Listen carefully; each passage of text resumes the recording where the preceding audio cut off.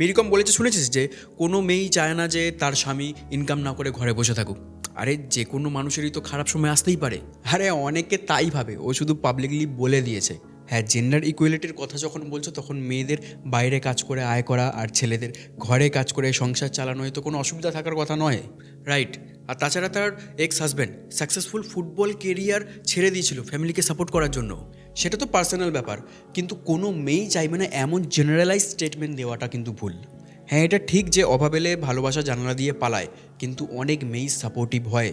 Boyfriend দিনের পর দিন চাকরি পাচ্ছে না, তাও পাশে থাকে, ফ্যামিলিকে মানায়, বা বিয়ের পরে কাজে বা বিজনেসে গ্রো করতে হেল্প করে। সব ছেলেও সমান নয় আর সব মেয়েও সমান হয় না।